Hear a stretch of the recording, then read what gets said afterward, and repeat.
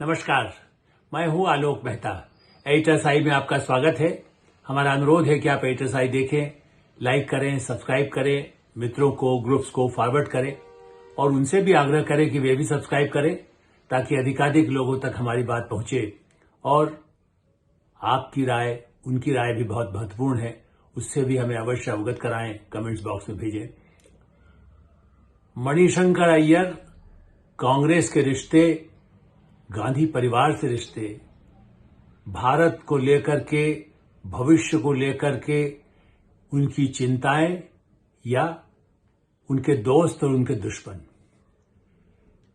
भारत के राजनयिक, भारत के राजनीतिज्ञ, भारत के पूर्व मंत्री और बुद्धिजीवी और बार बार विवादों में भी आने वाले मणिशंकर अय्यर।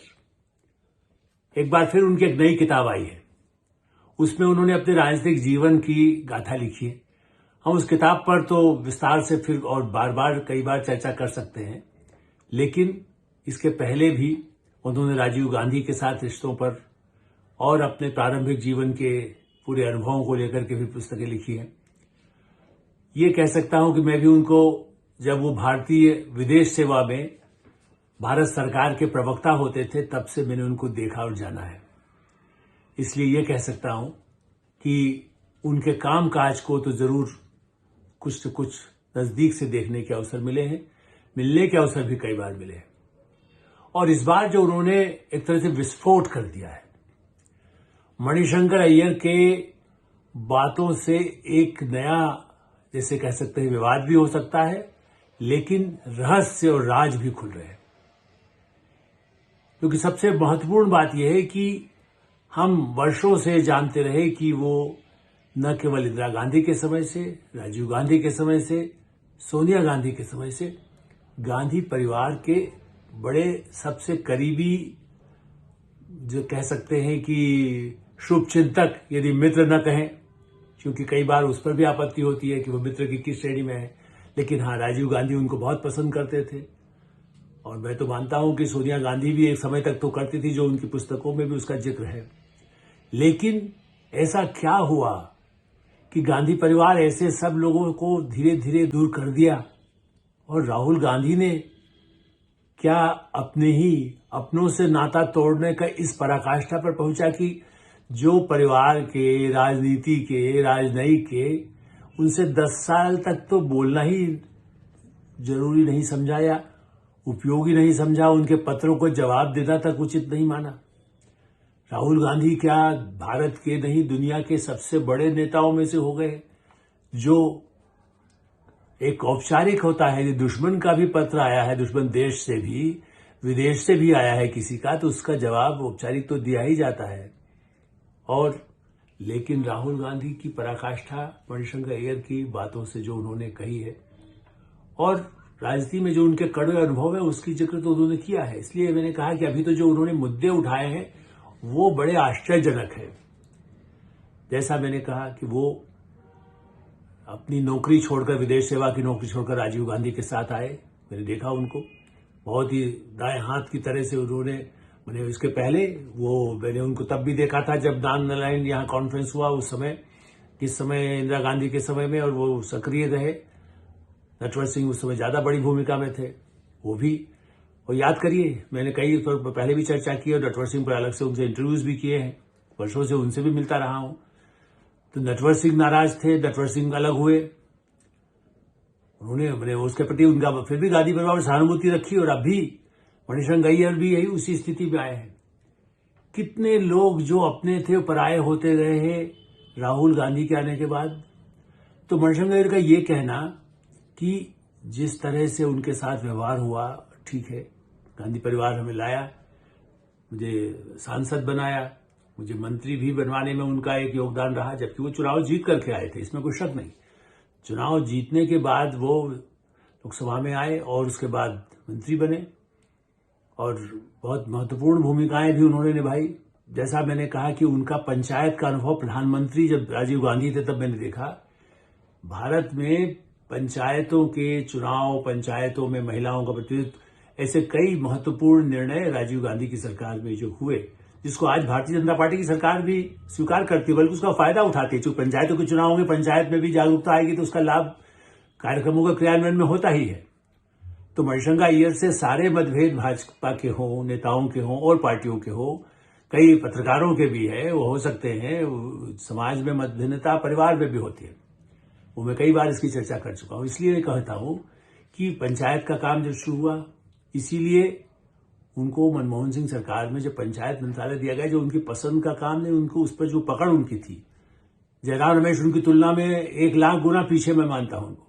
वो भी अपने आप को बड़े विशेषज्ञ कहते हैं, किताबें लिख देते हैं ग्रामीण क्षेत्रों पर, कृषि पर, इस पर, लेकिन उसके बाद भी मणिशंकर की तुलना नहीं हो सकती, जो जमीनी वास्तविकता, विदेश सेवा में रहते हुए भी वो पंचायतों को लेकर और पाकिस्तान को लेकर के, उस पर बाद में, लेकिन फिलहाल चूंकि उस पर तो पहले भी विवाद होते रहे हैं।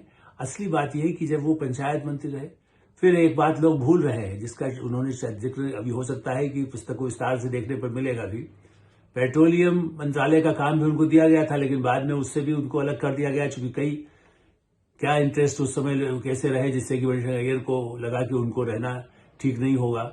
और मनमोहन सिंह सरकार में कुछ परिवर्तन हुए, उससे पहले भी नरसिंह राव के साथ गांधी परिवार के संबंध कड़वे भी रहे, अच्छे भी रहे, और उस समय भी मणिशंकर अय्यर ने नरसिंह राव के साथ जो काम किया, उसकी भी चर्चा उन्होंने अपने पुस्तकों में की है।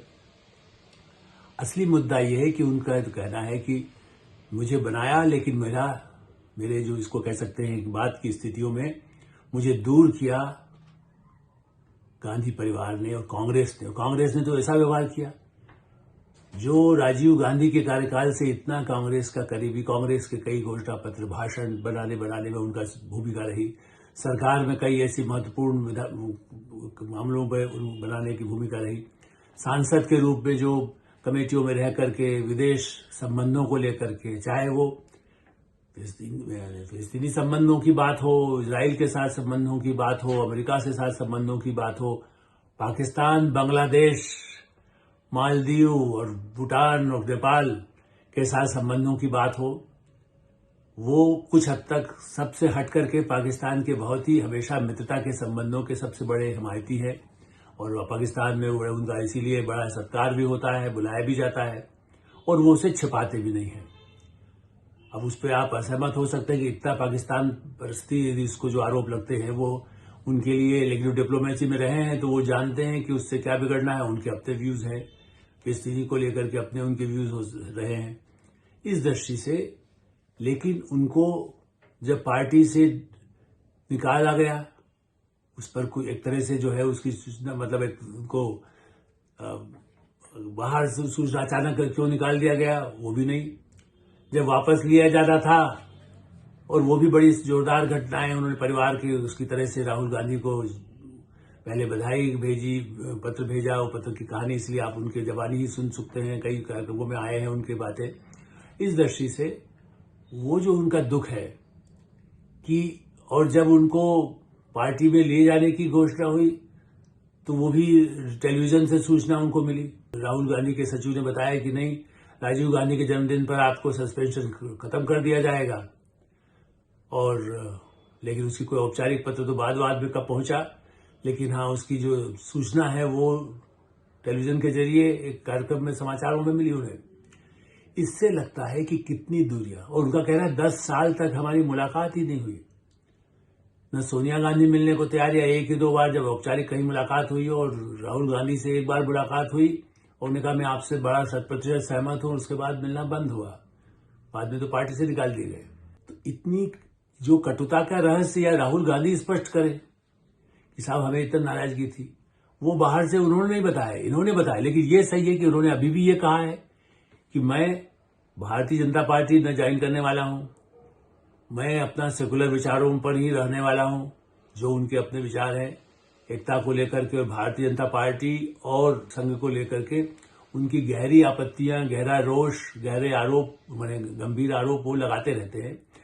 वो एक विवाद का मुद्दा है ही। लेकिन हाँ, ये तो मानना होगा कि उन्होंने वर्तमान कांग्रेस को लेकर जो कहा वो इस समय ज्यादा समयानुकूल है, आवश्यक है लोगों का जानना। उन्होंने कहा है कि यदि आप भारतीय जनता पार्टी का मुकाबला करना चाहते हैं तो कांग्रेस को पीछे की सीट पर रहना होगा।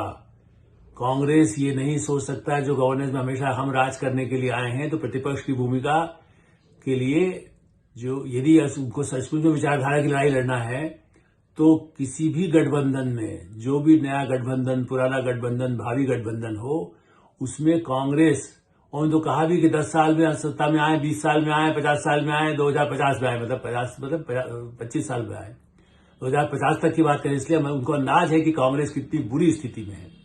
तो कांग्रेस की बुरी स्थिति का इतना कूटनीतिक, राजनीतिक और व्यक्तिगत जो उनका निचोड़ है, वो आज के समय सबसे महत्वपूर्ण है। क्योंकि राहुल गांधी, प्रियंका गांधी और सोनिया गांधी जी आज तक यही मानकर चल रहे हैं कि कांग्रेस पार्टी यानी उनका नेतृत्व रहेगा और उनके नेतृत्व में हम नंबर 2 पोजीशन नहीं हो सकते, हम तो जो भी रहेंगे नंबर 1 रहेंगे। कठपुतली के रूप में अध्यक्ष बना दें, किसी को प्रधानमंत्री बना दें, वो नहीं। लेकिन प्रतिपक्ष में तो और भी आवश्यक है कि ममता बनर्जी को वो दें, अखिलेश यादव को दें, जो भविष्य में एक लड़ाई को लड़ने की स्थिति में हो। और उन्होंने नाम मेंशन किसी का नहीं लिया है, उनका खाली यही कहना है कि कांग्रेस इस स्थिति में लड़ाई नहीं लड़ सकती। उन्होंने संगठन की बात भी नहीं की है, संगठन तो चरमराया हुआ है, ये सब जानते हैं। उन्होंने तो ये कहा है कि यदि आपको वैचारिक लड़ाई लड़ना है तो आप पीछे हटिए। और ये भी सही है कि उन्होंने उसके बाद भी उसका कोई जवाब अभी तक नहीं आया है।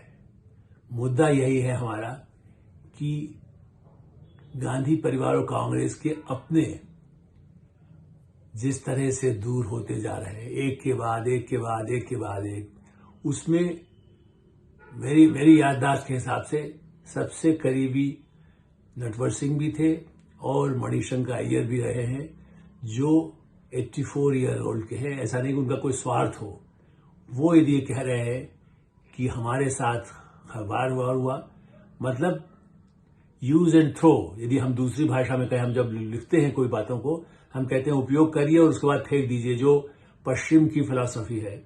पश्चिम के देशों में सामान होता है, आपने टीवी लिया, पुराना हो गया 2 साल, आप दूसरा खरीदिए, फिर फेंकिए, खराब हो गया फिर फेंक दीजिए, नया उसको मरम्मत की कोई गुंजाइश नहीं है। इस तरह का उसकी ध्वनि निकलती है कि कांग्रेस पार्टी या उनके नेतृत्व उपयोग करता है और फिर जब तक उपयोग रहा उसके बाद फेंक दिया, या उपयोग तो बाद में हो सकता है लेकिन उनके लिए जितना उपयोग है, ये एक बहुत गंभीर आरोप और एक दुखद अध्याय मुझे लगता है कि मणिशंकर ने लिखा है। हम कभी उनसे बात करके और विस्तार से चर्चा करेंगे। एटरसाई में हम यही विराम देते हैं। आप एटरसाई देखते रहें, लाइक करें, सब्सक्राइब करें, मित्रों को, ग्रुप्स को फॉरवर्ड करें और आपकी राय हो उससे हमें अवश्य अवगत कराएं। धन्यवाद, नमस्कार।